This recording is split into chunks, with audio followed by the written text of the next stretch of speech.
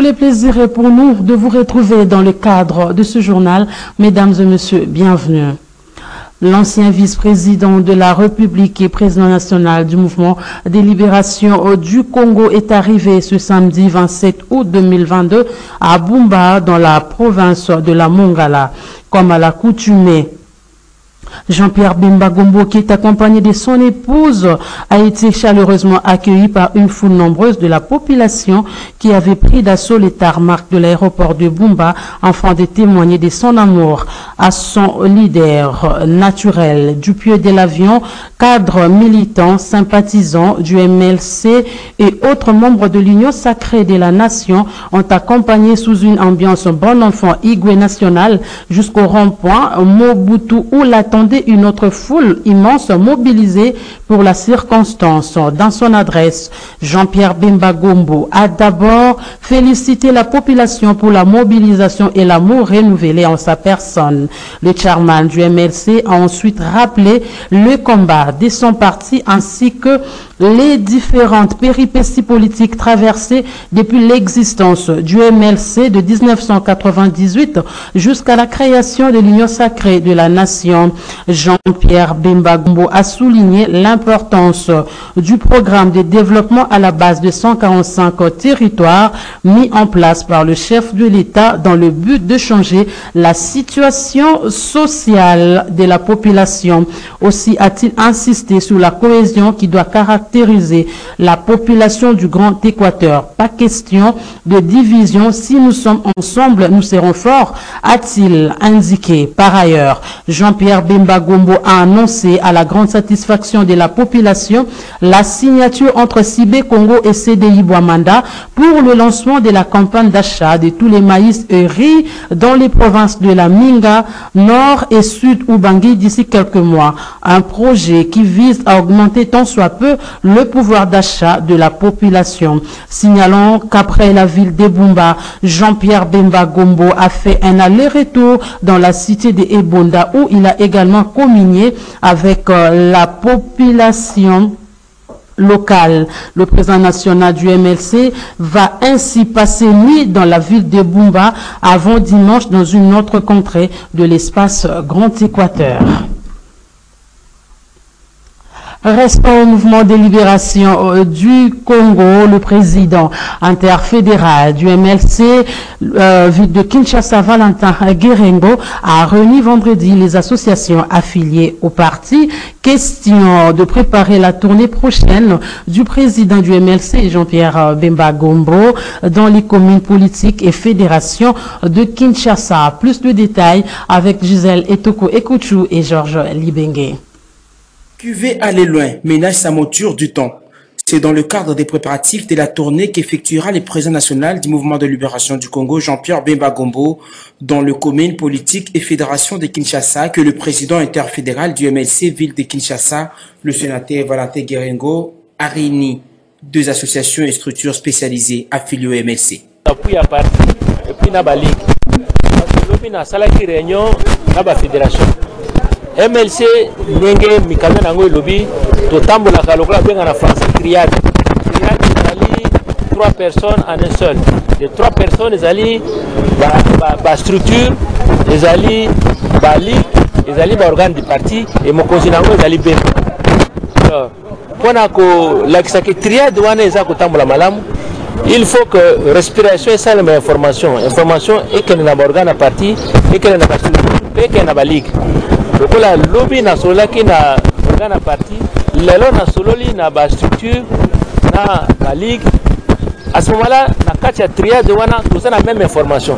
Parce que article 78 règlement intérieur il y a MLC les autres mlandengona na niveau d'organes locaux. Et lobby d'organes locaux, il faut que organe à parti, il faut que la structure, il faut que la ligue. On est à niveau à base à parti. Alors, il faut que l'information soit utile au qui il faut que manango, bah que la parti zali bawana. Et on a aussi une information pour que boyeba ke na kati ya ville de Kinshasa MLC ezali partout. So ke na nzela nyonso ba buruduri ba coin esika nyonso okokuta MLC na biteni na emisato. Soit azali membre ya organe statutaire ya parti, soit azali na structure d'appui, soit azali na kati ya ligue. Na kati ya emisato wana il faut kuta bango. Notez que cette rencontre intervient après celle de présidents fédéraux du MLC avec le président interfédéral. De son côté, le secrétaire général du mouvement des libérations du Congo, Fidel Babala, a donné l'occasion aux habitants de la commune de Massina de se faire dépister de l'hypertension artérielle et du diabète. Ceci à la grande satisfaction de la population de ce coin de la capitale. Suivez.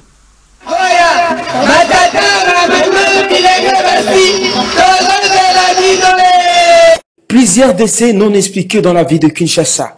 Le secrétaire général du mouvement de libération du Congo, Fidel Babala, l'a constaté. D'où a-t-il initié le dépistage gratuit, l'hypertension artérielle et le diabète. La charité bien ordonnée commence par soi-même.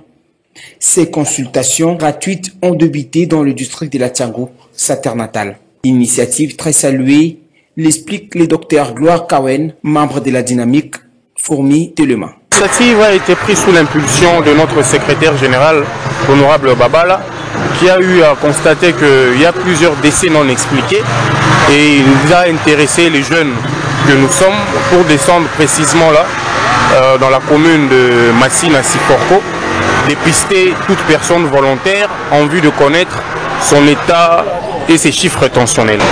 Nous pensons que c'est une très bonne initiative parce que ça va dans le sens de connaître l'état de santé de tout citoyen et surtout que c'est fait gratuitement. Nous pensons que le secrétaire général, l'honorable Fidel Babala, a été très bien inspiré et la population ici présente lui en remercie. Le moment du marché hindou à Massina Siforko ayant bénéficié de ces consultations gratuites exprimer leur satisfaction. C'est bien parce que n'avez pas quitté que attention à et cause de la combattre est-ce que quoi ndenge makambo basali na monique fou na sala o munganga lobby pour quitter attention na nga lobby mais so boya quitter na nga yeba nga ngo peut pour na sepende na de façon makambo asali pour ba maman bazwa ba soin ba maman ba ke kozwa ba examen tozo ba examen pamba tozo ba se pamba. Notez que ces dépistages gratuits de l'hypertension artérielle et le diabète vont s'étendre sur toute l'étendue de la ville de Kinshasa. Une autre activité du mouvement de libération du Congo, c'est avec le chargé d'études Cédric Nguindou qui a inauguré pour le camp du mouvement de libération du Congo, les 3 sièges du parti à Selembao, à Bumbu ainsi qu'à Makala. C'est dans le cadre de l'implantation et visibilité de ce parti politique cher à Jean-Pierre Bemba. Suivez. Le mouvement de libération du Congo s'est déployé à travers toute la République pour sensibiliser et mobiliser la population en faveur de ces partis. À Kinshasa, Cédric Nguindou, cadre du bureau d'études du MLC, a matérialisé le mot d'ordre du président national du MLC, Jean-Pierre Bemba Gombo, et c'est par une descente très animée et électrique qu'il a effectuée au district de la Funa à travers 3 communes qui se retrouvent aujourd'hui sous le contrôle du MLC. C'est là dans le but de mobiliser et sensibiliser la population de pouvoir intégrer massivement les MLC qui disposent d'un bon projet de société. Ensuite, cette descente de Cédric Nguindou qu'accompagnait le haut cadre du MLC, l'honorable Désiré Mbonzi Wambonzi, chargé de la mobilisation du parti, et Timanga qui s'occupe de l'implantation, a été l'occasion pour Cédric Nguindou de planter le parti par l'inauguration du siège du MLC à Selembao, non loin de l'hôpital général de référence des sanatoriums. Cette étape est terminée. La caravane de Cédric Nguindou s'est ébranlée à la commune de Bumbu sur place. La deuxième permanence du parti de Jean-Pierre Bemba a été inaugurée par la coupure du riba effectuée par les grands mobilisateurs du MLC Désiré Mbonzi Wambonzi. Arrivé à la commune de Makala, le 3e siège du MLC a été une fois de plus inauguré. Tous ces sièges ont été couverts par ces jeunes de la Funa, Cédric Nguindou, et ont pour objectif de recevoir la population pour le compte du MLC. J'ai bien voulu offrir à mon parti, le mouvement de libération du Congo, le cadre de réunion Nous avons aujourd'hui procédé à les inaugurations de différents bureaux du siège à la Fédération FUNA 2. Il s'agit des communes de Makala, Bumbu et Selembao. Aujourd'hui, nous sommes venus ouvrir les portes. Nous invitons tous les habitants de FUNA 2 à venir adhérer au MLC, avoir leur carte.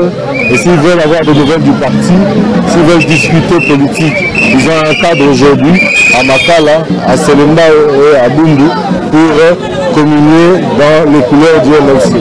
L'objectif est simple, c'est que nous devons nous mobiliser pour les échéances qui arrivent.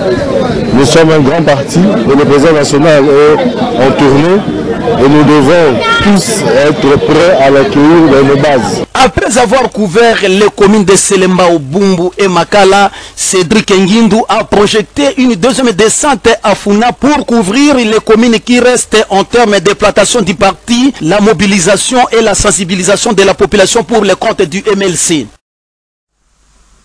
Tout à fait autre chose. La vérité des urnes de 2018 en République démocratique du Congo, c'est l'intitulé du nouvel ouvrage de Jean-Louis Tchimbalanga qui a été porté sur fond baptismaux ce samedi 27 août 2022, un livre de 527 pages dont l'auteur décrit la trame historique qui s'étend de l'indépendance du Congo jusqu'à l'élection présidentielle de 2011. Autre détail avec Maxime Macabou. Le monde scientifique congolais vient de s'enrichir d'un nouvel ouvrage intitulé « La vérité des urnes de 2018 en République démocratique du Congo » porté sur fond baptismaux. C'est samedi 27 août 2022 par l'acteur politique Moni Dela, ici au Fleuve Congo Hotel, devant la crème intellectuelle de la RDC.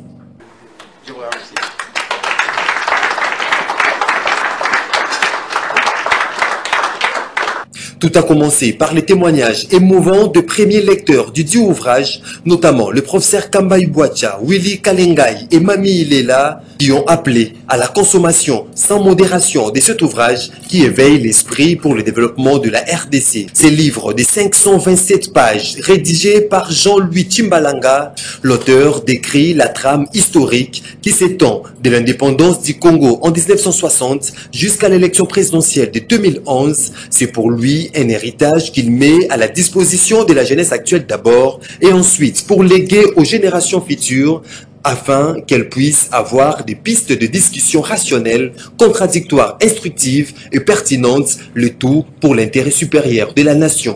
Jean-Louis Tchimbalanga. Depuis un moment, je vis en Europe. J'ai constaté que nos jeunes ont eu ou bien expriment en eux une forme d'amour pour la patrie, ou peut-être je peux dire le patriotisme, et que les jeunes partout, tous ceux qui sont nés en Europe, parlent du Congo avec un amour acharné. Et la plupart d'entre eux font des débats pour leur patrie. Mais souvent ces débats sont diffus. Comme je le dis souvent, ces débats sont confus, tout simplement par l'amour de la patrie. Il était important que nous puissions s'aimer. Lorsqu'on s'aime, ce n'est pas de l'immédiateté qu'on recherche, mais c'est dans le temps et dans l'espace. Qu'est-ce que nos jeunes, demain, les générations futures, dans les 100 ans, 200 ans, qu'est-ce qu'ils sauront sur l'histoire de notre pays? Notez par ailleurs que Jean-Louis Tchimbalanga est un économiste, essayiste et homme de culture dont la préoccupation majeure est l'évolution de l'avenir politique, économique et culturel de la République démocratique du Congo. Parlons de la coopération entre la République démocratique du Congo et la Russie. Des réactions ne cessent de tomber. Ghislain Sangouchoa, communicateur d'ensemble pour la République, estime que le pays risque d'être un champ de bataille face aux différentes puissances mondiales. Il a été interrogé depuis Béni par notre correspondant sur place. Pour cet analyste politique de la ville de Béni, tout État qui présente la volonté d'accompagner la RDC est attendu un pas ouvert, mais à tenir compte du principe gagnant-gagnant, car les États n'ont pas d'amis si ce n'est que les intérêts de leur pays, a dit M. Gisele Siaoussoua, communicateur de l'Assemblée pour la République. Accompagnement de tous, et cet accompagnement doit être dans le cadre de la sincérité, c'est-à-dire si vous venez, vous voulez nous accompagner et surtout qu'entre les États, il n'y a pas un État qui perd de l'autre, puis ce sont les intérêts. Certes, je sais que la Russie veut venir à la République démocratique du Congo peut-être pour nous aider militairement, et je sais qu'à contrepartie, ça doit être à contrepartie de beaucoup de choses. Ce dernier estime que la coopération entre la RDC et la Russie risquerait de déboucher par une guerre où le pays de Lumumba deviendra un champ de bataille aux puissances mondiales. Donc nous risquons de devenir un champ de bataille, donc un conflit qui est entre ces deux États, c'est-à-dire la Russie et les États-Unis. Au lieu que ça puisse se passer chez eux là-bas, ils veulent maintenant venir transposer leur conflit ici pour que nous puissions être leur champ de bataille où les deux puissances vont chercher à s'affronter pour voir qui va prendre la primauté sur l'autre, qui va gérer la... Précisons que le président russe Vladimir Poutine a annoncé qu'il souhaiterait venir en rescousse du pays de traquer tous les groupes négatifs actifs à l'Est. Béni Joël Kamabou, CCTV Kinshasa. En santé, le programme élargi de vaccination avec l'appui de l'UNICEF a entamé une série de journées de sensibilisation sur les bienfaits du vaccin contre la COVID-19 auprès des confessions religieuses. Ce samedi, c'était le tour des fidèles de l'armée du salut. Par la même occasion, bon nombre de salutistes se sont fait vacciner, nous rapporte Nancy Ilekanseli. Les fidèles de l'armée du salut, eux aussi, ont été invités par le programme élargi de vaccination PEV pour une journée de sensibilisation sur le bienfait de la vaccination contre la COVID-19. Une activité rendue possible grâce à l'appui de l'UNICEF. C'est dans ce cadre qu'ils ont été le vendredi 26 août 2022 à l'entrepôt du PEV situé au quartier Kikole, dans la commune de Lantsele, où ils ont reçu des explications claires sur les dangers que présente ce virus mortel. Colonel Paul Mabundu, chef de la délégation des fidèles de l'armée du salut, a au nom du représentant légal homme péché placé un mot. Mes impressions, d'abord, nous avons visité ces centres de stockage de vaccins. Ça nous a vraiment intéressés. C'est un grand investissement qui est fait pour notre pays et nous sommes fiers de ça. Et pour les vaccins contre la Covid, comme je l'ai dit à l'intérieur, que la Bible dit, mon peuple périt par manque de connaissance. On nous a parlé de l'importance du vaccin et nous devons prêcher par l'exemple.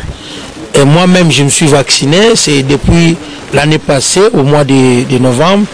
Et aujourd'hui, les facilitateurs nous ont dit que le vaccin est tellement important, c'est pour protéger et c'est pour bien garder notre santé. Convaincus des avantages que présente le vaccin contre la COVID-19, plusieurs salutistes ont saisi cette opportunité pour se faire vacciner, chacun selon la marque du vaccin qui lui a semblé intéressant. Capitaine Pierre Bamanga appelle les autres frères de cette religion de lui emboîter le pas en se faisant vacciner. Frères congolais, quinois, de venir se faire vacciner parce que c'est très important pour nous préserver de la pandémie, la COVID-19. Nous tous, nous étions dans cette position d'hésitation, de refus, mais un État ne peut pas vouloir chercher à exterminer sa population. Un État responsable comme les nôtres a fait venir les vaccins pour que nous puissions être préservés de la maladie ou de la pandémie à COVID-19. La visite des différents compartiments de l'entrepôt de vaccins du PEV était la dernière étape de cette journée. Et puis sachez que le président national du mouvement pour la libération des consciences, MLCO, Maître Zorobabel, est détenu depuis vendredi dernier au parquet général de la Gombe. Dans une vidéo devenue virale sur les réseaux sociaux, cet opposant accuse les magistrats instructeurs d'avoir exécuté un ordre de la maison civile du chef de l'État. Suivez ses commentaires. Je suis arrêté depuis hier, je suis au parquet général de la Gombe au Cachot pour des faits purement civils. Opposant au système du régime Tshisekedi, il a passé sa toute première nuit dans le geôle du parquet général de la Gombe. Puisque c'est de lui qu'il s'agit, Maître Zorobabel Moulang déclare avoir été arrêté sur instruction de la maison civile du chef de l'État. Dans une vidéo diffusée dans les réseaux sociaux, le numéro 1 du mouvement pour la libération des consciences MLCO alerte sur la violation de ses droits fondamentaux par le magistrat instructeur qui déclare avoir exécuté un ordre venant de la hiérarchie. Croire la même source, ces derniers réfutent jusqu'alors toute confrontation avec ses détracteurs. Une procédure pourtant ordinaire dans un État voulu véritablement de droit. Je demande au parquet général de me confronter à mon détracteur. Je ne vois personne. Les faits dont je suis poursuivi, je suis arrêté sans confrontation avec la personne qui m'a cité ou pour influer sur ma position politique. Dans le cas du mouvement pour la libération de conscience et mais détraquer comme on est en train de le faire. Moi je demande à ce que cette vidéo soit largement diffusée. C'est depuis hier que je suis arbitrairement arrêté au parquet général de la Gombe sous prétexte sur un ordre. J'ai demandé qu'on puisse m'envoyer, qu'on puisse m'accorder la liberté provisoire, me dit c'est l'ordre qui est venu, on ne peut pas vous libérer. Vous ne pouvez pas bénéficier de la liberté provisoire. Et ça, j'ai décrit ce qu'on appelle l'état de droit, l'arrestation qu'on est en train de procéder sur base de faits non confrontés, non vérifiés. L'arrestation des maîtres Zorobabel Moulang a inquiété plusieurs observateurs qui s'interrogent si ce qui reste encore de la liberté d'expression et de la démocratie proprement dite au pays de Lumumba. À qui le procéder sur base. En sport, pour terminer, début ce samedi 27 août 2022 à Goma, au Nord Kivu, du 13e championnat des l'UFAC région centre. Plusieurs pays y prennent part, comme nous le dit dans notre envoyé spécial Jean-Claude Mwamba dans ce reportage.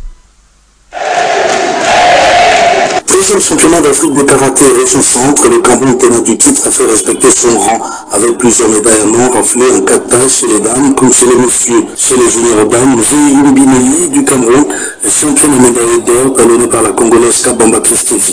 On n'est pas venu faire la promenade de santé. La preuve, vous voyez, depuis là, ce n'est que l'or, et ça va suivre. L'or. On a un seul mot dans la bouche, l'or. Nous n'avons pas dit que les adversaires sont faits parce qu'ils n'ont pas de mérite. Mais c'est la compétition et puis il y a les aléas et la compétition. Donc, on s'est préparé, on a une longue préparation pour ces championnats et voilà, les résultats suivent. L'année dernière, pour Eustache Mouzalia qui a émerveillé le public en s'offrant l'or chez les cadets. C'était ça l'objectif au début. Au départ, nous nous sommes entraînés avec les entraîneurs et pendant les entraînements, le seul objectif qu'on nous mettait en tête, c'était la médaille d'or. Alors je suis monté sur les tatamis avec cette conviction et cet état d'esprit. Bon, c'est comme un soldat qui va à la guerre. Quand un soldat va à la guerre, il y a toujours la peur, mais dès que tu arrives au front avec tout ça, et directement la peur disparaît.